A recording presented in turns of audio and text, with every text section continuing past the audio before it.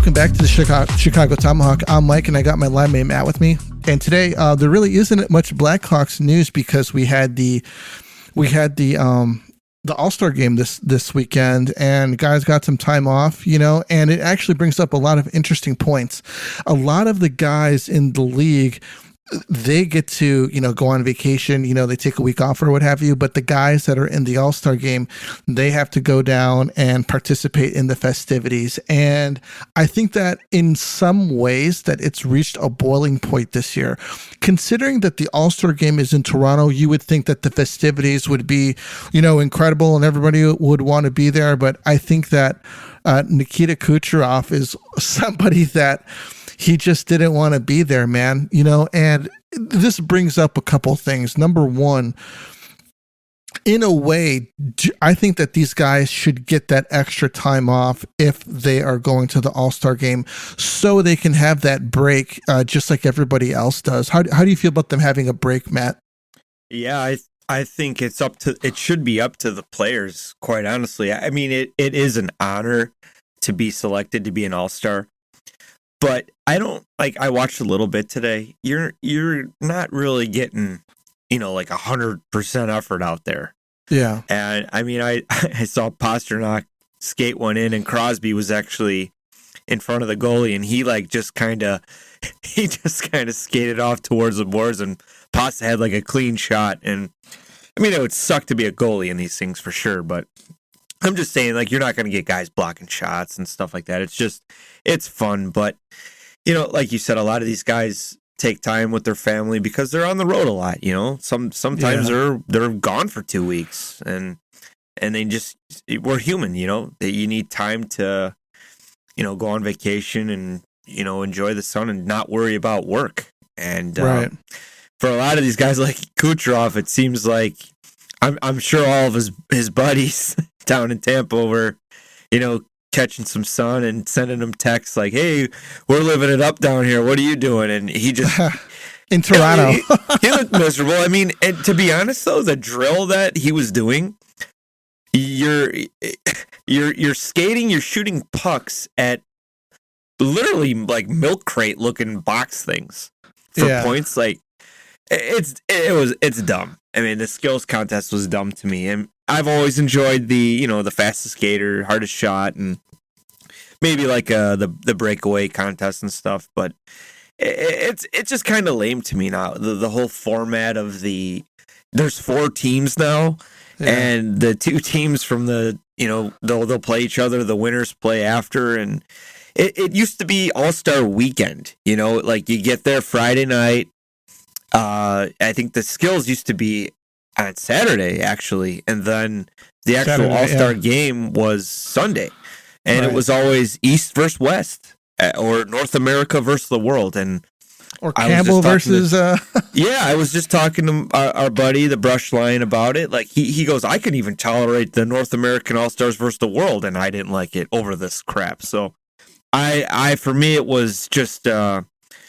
From the little I watched, it wasn't really anything special at all, and it makes me miss the 90s. Yeah, it's you mentioned a great point that it should be an honor, but when you're somebody like Sidney Crosby, when this is his 12th time, 15th time going down, in a way, it kind of loses its luster a little bit, Yeah. And there are some people out there that had some things to say about him, and you know what? I find it really. I think in poor taste in some ways, because Crosby has been someone that he's won 3 cups. He's been an MVP. He's won everything that there is to win, a couple gold medals. He has always represented the Pittsburgh Penguins in the brightest light. He has never gotten into any trouble. And when you hear about him, when he is during the off season, he runs into people say that he takes the time to talk with them and sign autographs, and he does the right thing. So you mean to tell me that this guy essentially lives the life and is the star that the NHL has always wanted him to be, and because he doesn't want to go to the All-Star game, that he needs to be reprimanded or something? Didn't Frank Cervalli say that? Yeah, he said that he doesn't get enough criticism. And here's what I find funny. Yeah.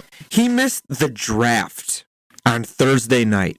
The draft. Their little awful display of, oh, we're picking this guy, and with the celebrity actors and captains, whatever. Right. He didn't miss the skills, and he didn't miss the game. And he opens his mouth over that. Right. I mean, like I said, it used to be the All Star weekend. It was Saturday and Sunday. Now it's Thursday, Friday, Saturday. It's like, it's a lot of days. And Crosby said he had prior commitments. He had something going on in Big Sky, Montana. There was footage of him skating in an awesome outdoor rink in the town, which I don't know if you've heard of Big Sky. It's cold.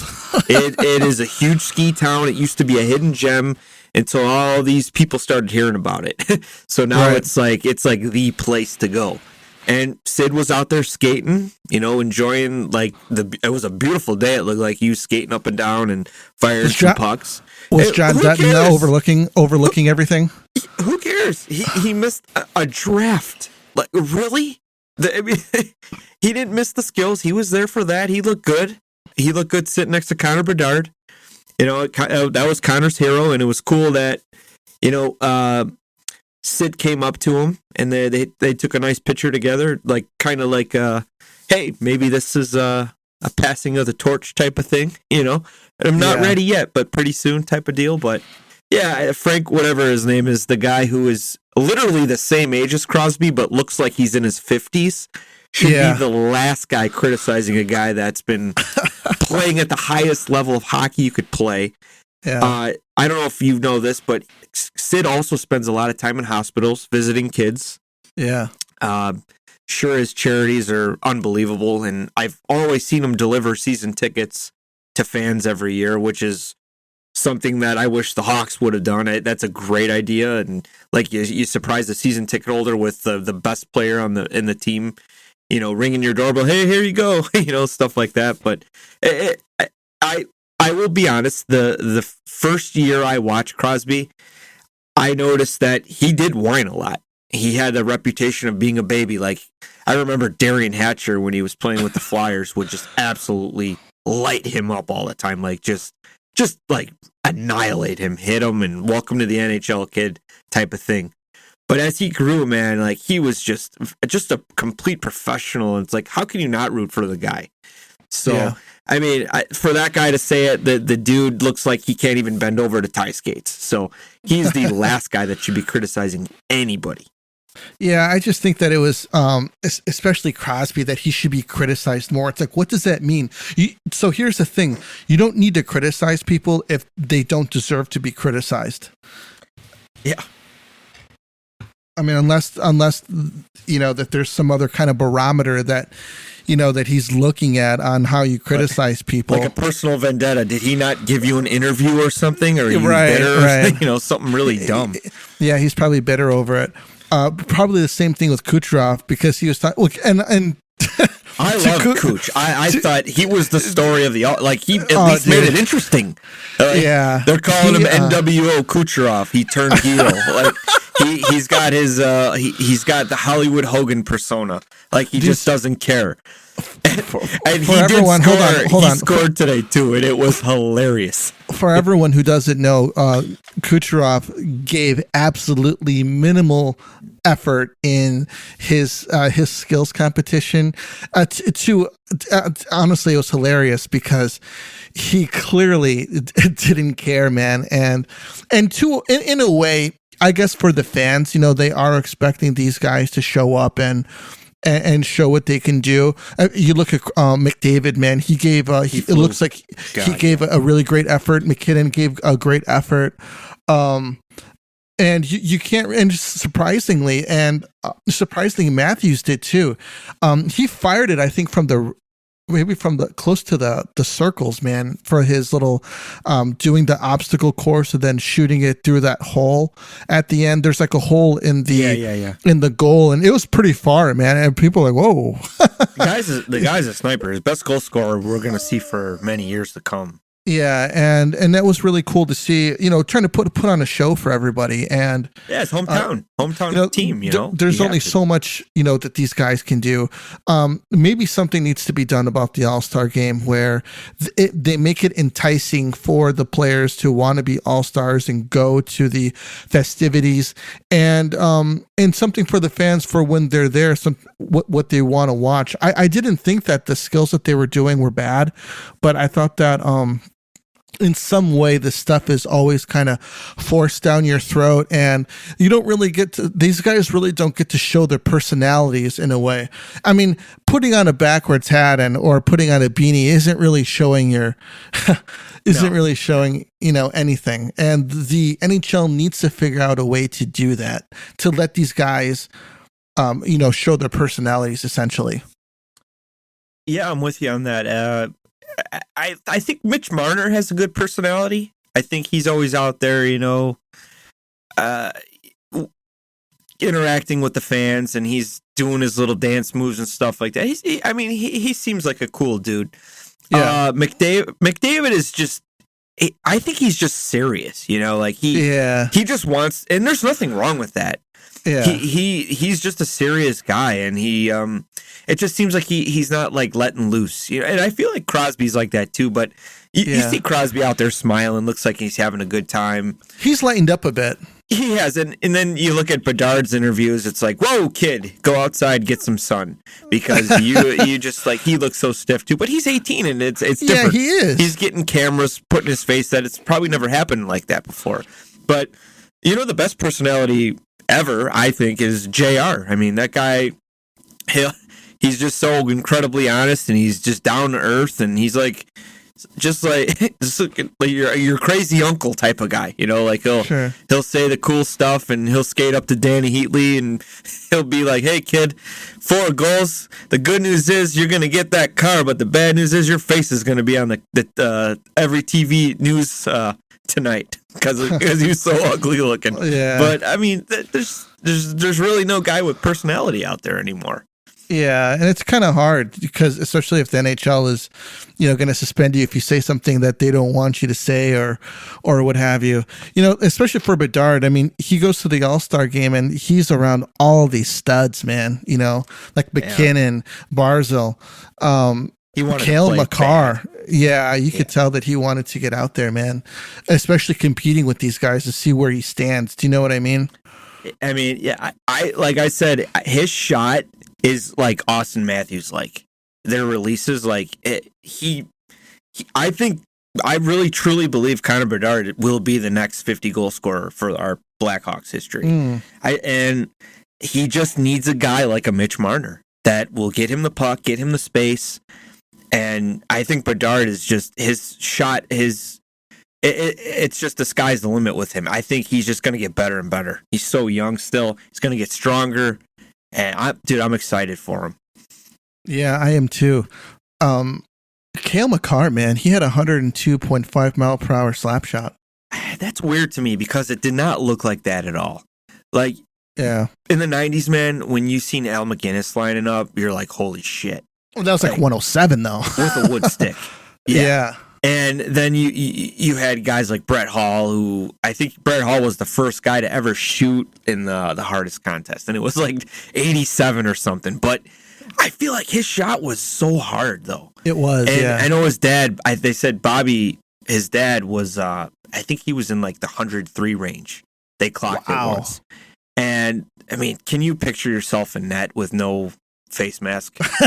I mean, even the face mask alone, I would still shit. Yeah, man. I can't imagine being a goalie in front of that. And we know Chara had his big shots, and obviously because he's like, 7'3", he's got that long reach. On. But Cale Makar, it didn't look like a 102 mile an hour shot.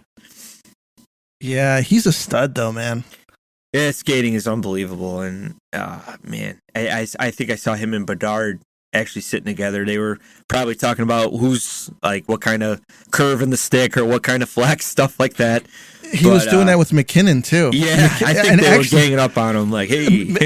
McKinnon grabbed his stick, man. It was funny. Did you see that? Yeah. Because Bedard, he's really superstitious about people touching his stick, and they showed McKinnon. He just kind of reached over and grabbed it for him. He was comparing it with his, and Bedsy, he was just kind of, it's so funny, man, because he seems like such a little, he's just such a little kid out there, you know. I mean McKinnon is he's a man, dude. He's a grown man. It's like a senior like taking the freshman's lunch, like, oh, okay, you can have it, you know, like what am I gonna do? Yeah, it was so funny to see, but but when you see like Bedard with like a sleeveless on, you know, it's like he has like a little boy on like a man's body, you know. Yeah, he's pretty jacked for an 18. Yeah, he is. It's funny. He's gonna get bigger, man. Yeah, he is. Before we go any further, I want to let everybody know, if you're looking for a super offer, Super Bowl 58, DraftKings Sportsbook has you covered. New customers can bet on the big game and turn $5 into $200 instantly in bonus bets. Now, obviously, with the Super Bowl, we've got the 49ers versus the Chiefs. 49ers are favored with a minus 125 money line, and the Chiefs are a plus 105. I'm not going to say who I'm going for in this, but you know, I thought Joe Montana was a stud. I think Brock Purdy is just with his size, he kind of Montana-ish. They're having such a great season, man, and I do not want the Chiefs to win at all. So, Matt, do you have anybody in this game here that you're looking to go with? Yeah, Taylor Swift. Okay, so you're going for the Chiefs. No, I have no idea. Okay. So, download the DraftKings Sportsbook app now and use code ShyTomahawk. New customers can bet $5 to get $200 instantly in bonus bets. Only on DraftKings Sportsbook, an official sports betting partner of Super Bowl 58, with code ShyTomahawk. The crown is yours. Gambling problem? Call 1-800-GAMBLER, or in West Virginia, visit www.1800gambler.net. In New York, call 877-8-HOPE-NY or text HOPE-NY 467-369. In Connecticut, help is available for problem gambling. Call 888-789-7777 or visit ccpg.org. Please play responsibly. On behalf of Boot Hill Casino and Resort in Kansas, 21 plus age varies by jurisdiction, void in Ontario. Bonus bets expire 168 hours after issuance. See dkng.com/football for eligibility and deposit restrictions, terms, and responsible gaming resources. Now, Matt, there's going to be some Olympic hockey in 2026, 2030. I'm so excited for this. They announced it yesterday, the NHLPA, that they formally announced NHL players will participate in both the 2026 and 2030 Olympic hockey tournaments. And next year there is a four country tournament between Sweden, Finland, Canada, and the United States. So we're gonna get some guys representing their home colors pretty soon, man.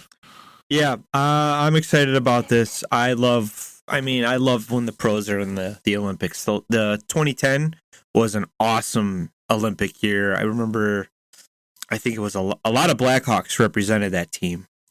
Yeah, teams 6. Yeah, and it's Crosby with that golden goal at the end, and it was a heartbreaker, but it was still good to get that cup that year. You know, it was good to be a Blackhawk fan that year. I'll say that. It was so much going on. Gold medals for Team Canada guys, and Kaner with the silver. I'm not sure who got the bronze, but Taser got the. I think he joined. What's it called? Player, right? Yeah, most valuable forward, and he got the Conn Smythe, and I think that he joined the what's it called, the triple gold or whatever it was. Triple gold club. Yeah, he's just he was just on fire at the time, man. Yeah, that was his coming out year for sure. Like did he win the Selke that year? No, I think it was the year after. Yeah, he really, man, a lot of people like this. They talk about this, like they forget. Like I think Taves was right there with Crosby as he was best centers, 100%. I think all around Sid is a better player, but I he's a better scorer. Is a better captain, no doubt about it. And still two very good players for their respective teams. And Team Canada, I mean, you got Sid Taves, Bergeron as your top centers at the time, man. Crazy. And all three Selke guys. I mean, they're unbelievable. I just don't think they have the depth though anymore. I think the tides have turned to obviously our side. Being an American, it's good to. I mean, America's doing great with developing. We've had a lot of American kids drafted in the last couple of years, and I mean, look at Austin Matthews is the top scorer in the league.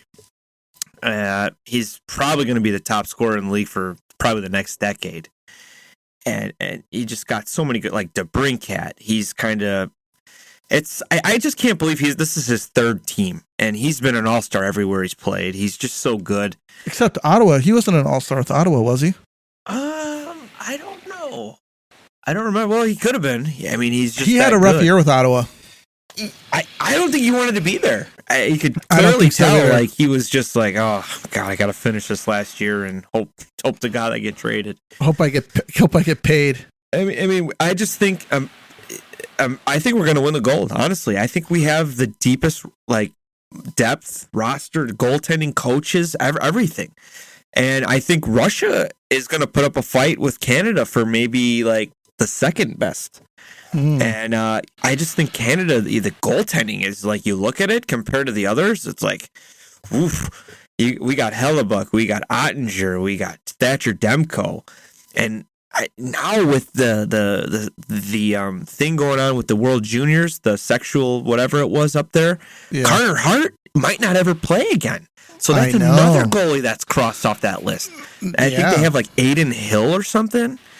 I know he's a Stanley Cup champion, but man, he can't play against those guys. Well, he played very well in the Stanley Cup playoffs last year, though. Yeah, so we can't take that away from him. 4 first line, if you think about it, 4 first line forwards.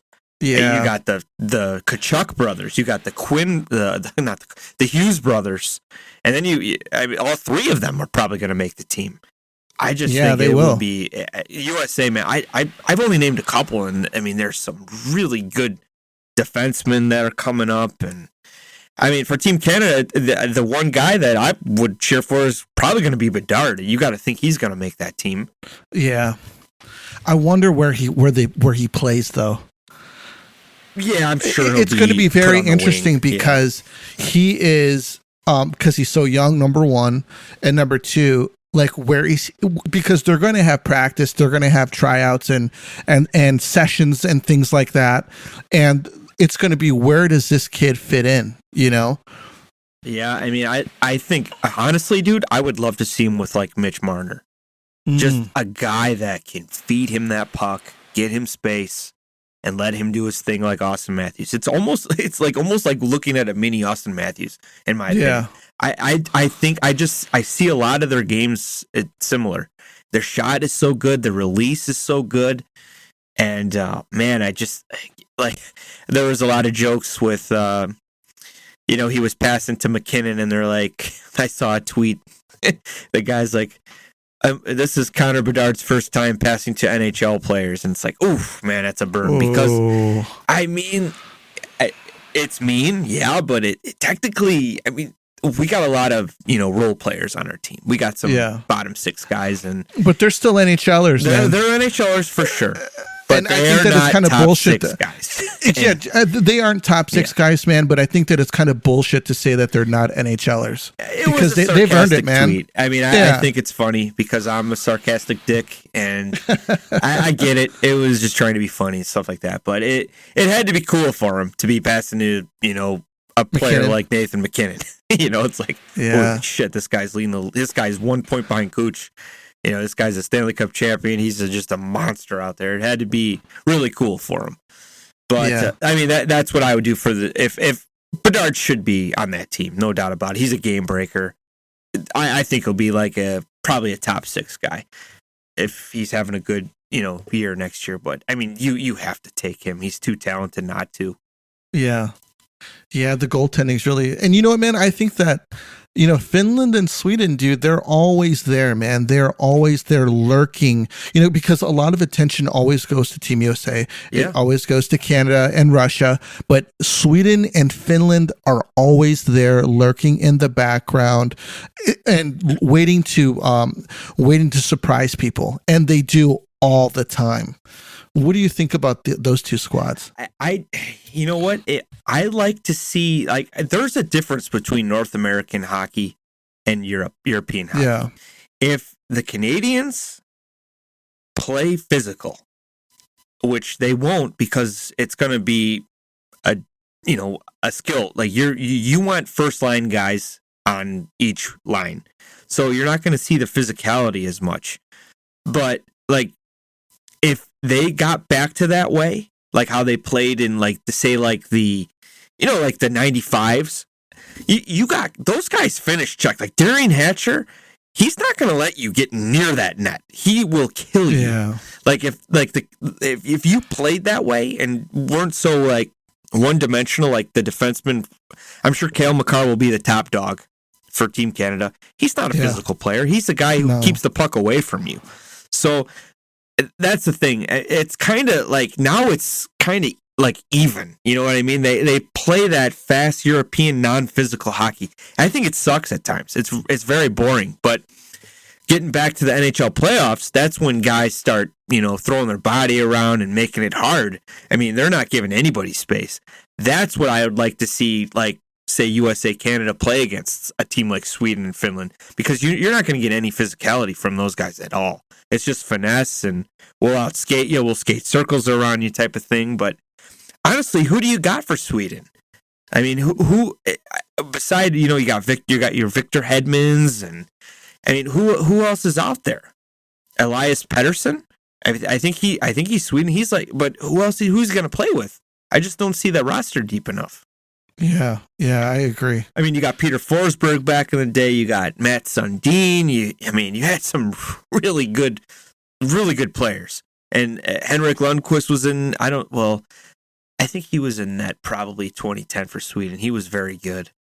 I think Nick Jarmelson was on that team blocking shots. I'm sure he was. But I don't know about Finland. I mean, who do you think of with Finland?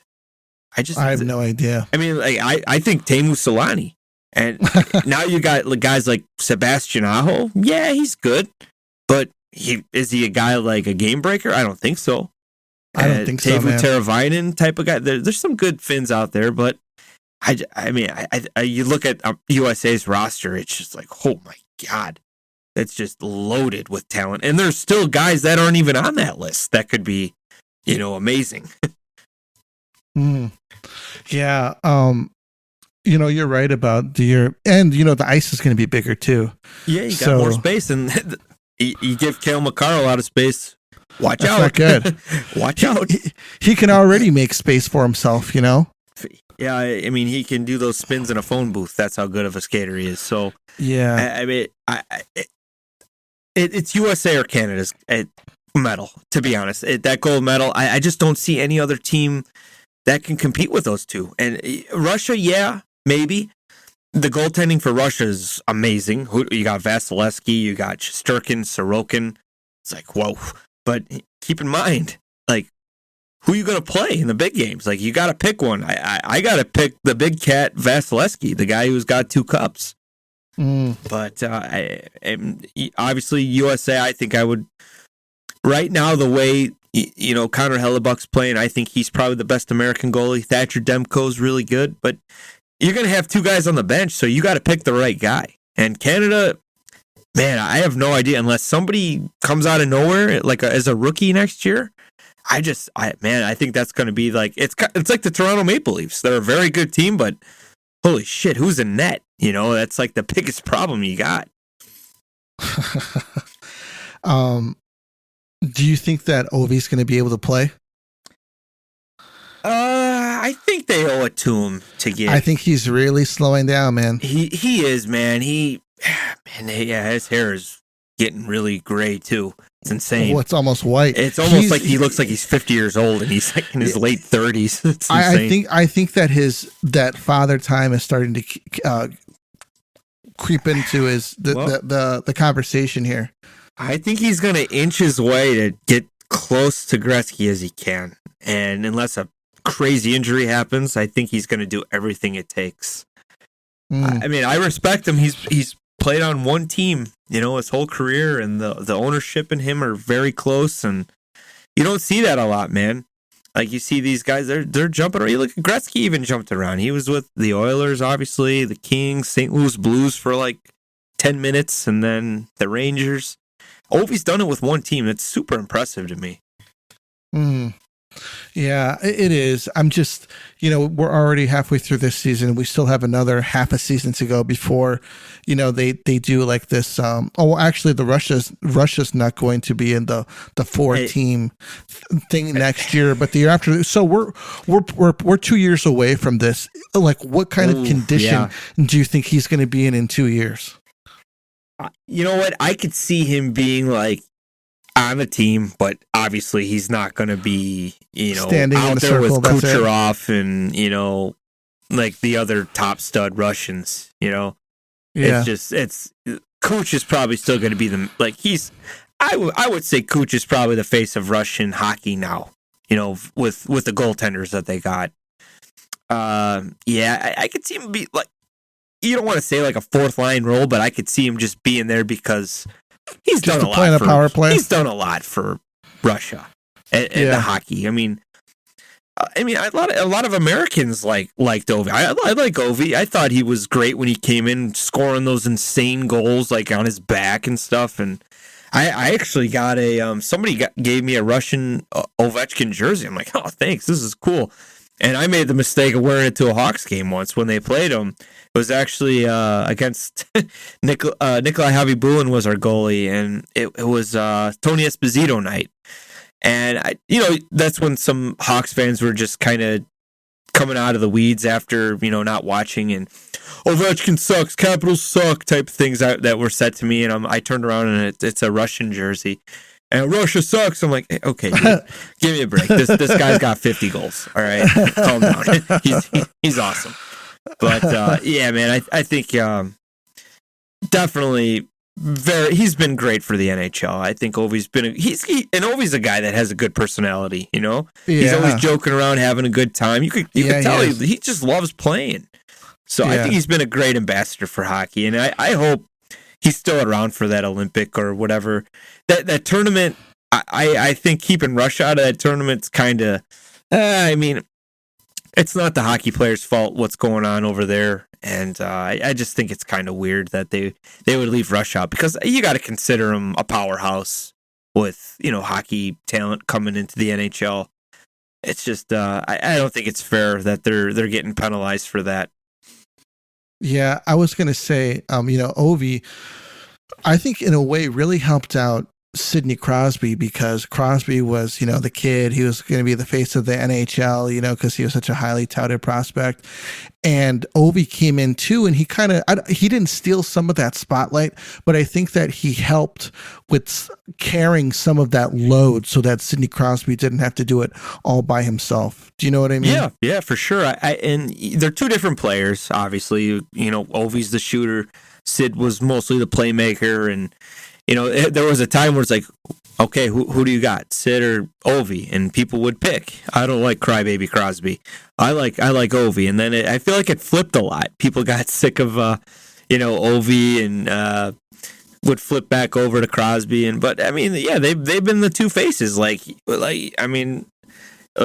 Magic Johnson and Larry Bird back in the day. It's like these guys carried the load for a while, and then you got this new kids coming like McDavid, and you got obviously Austin Matthews, even Draisaitl. These guys are, and then you got Bedard, getting in. I mean, we got really good talent coming in. They just, I just feel like the league.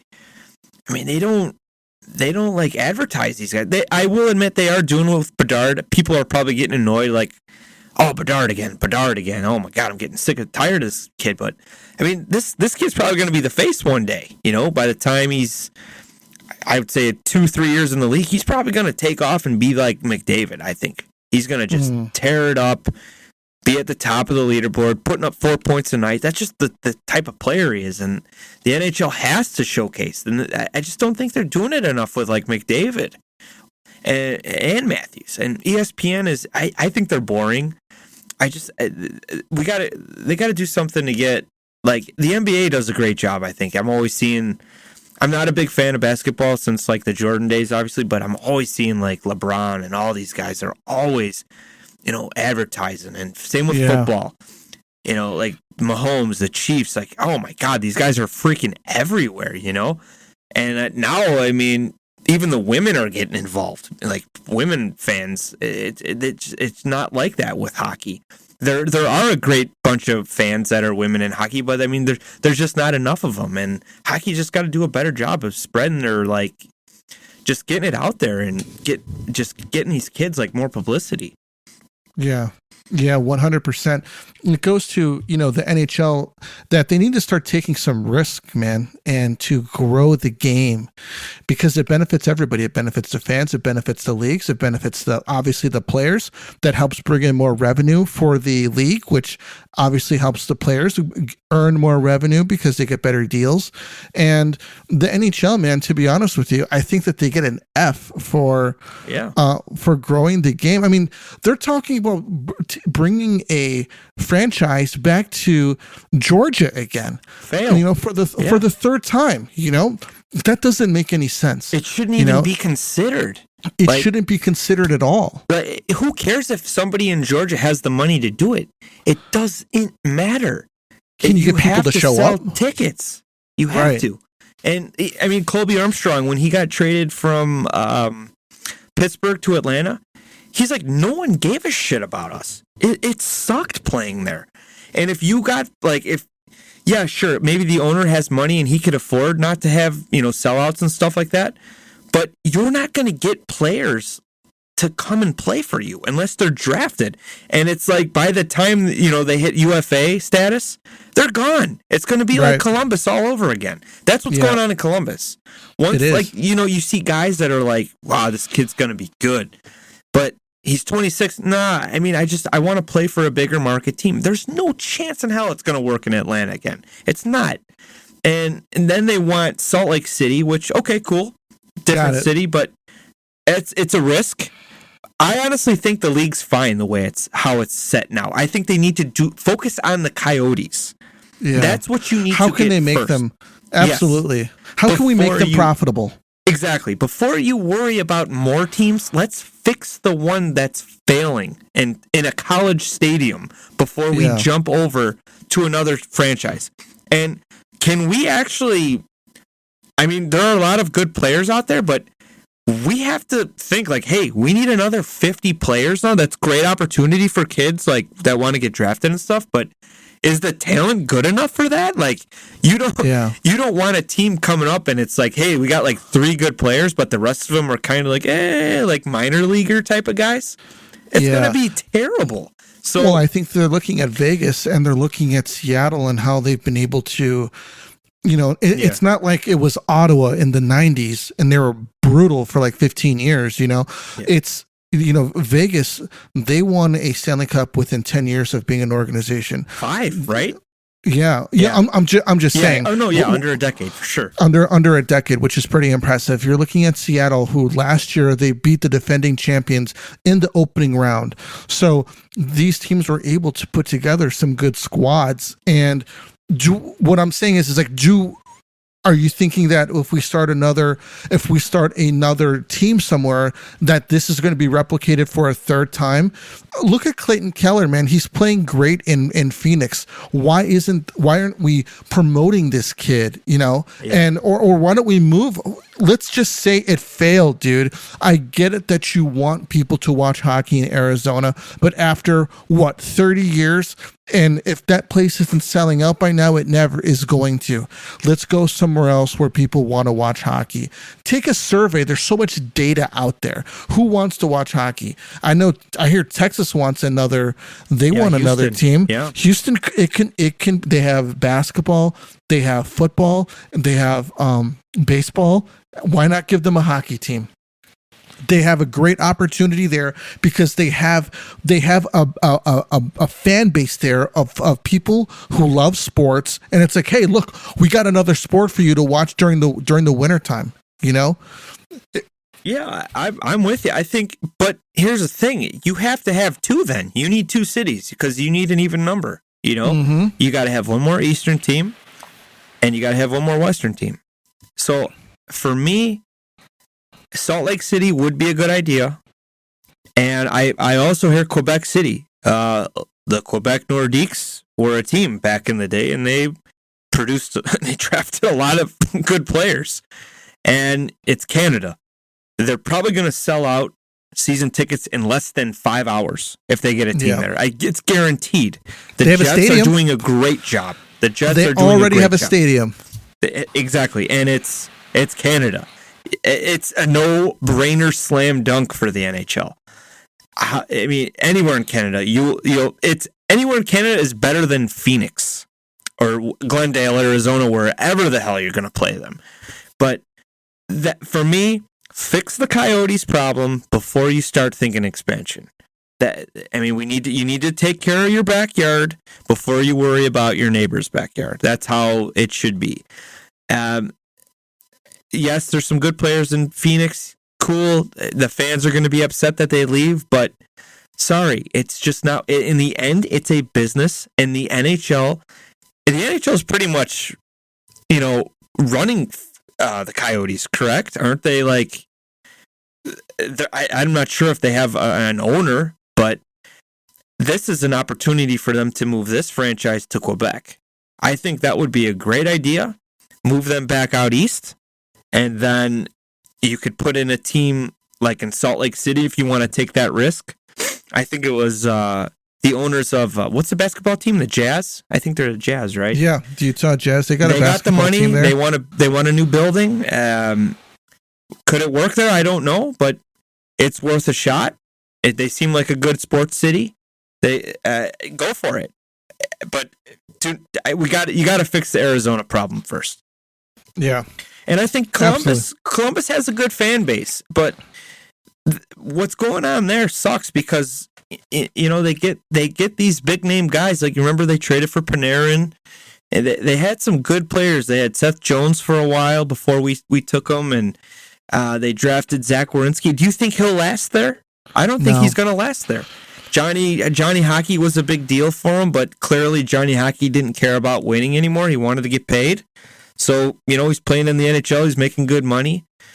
But a lot of these guys, they end up leaving. Like Bobrovsky left, Panarin left, and I mean, it sucks. It's just kind of like a boring town. Players don't want to play there. And if you do that in Atlanta again, you're asking for another failure. That's all it is. It's going to be an area where you start your team. It's going to be real enthusiastic for about maybe half a year, and it's going to be, this kind of sucks.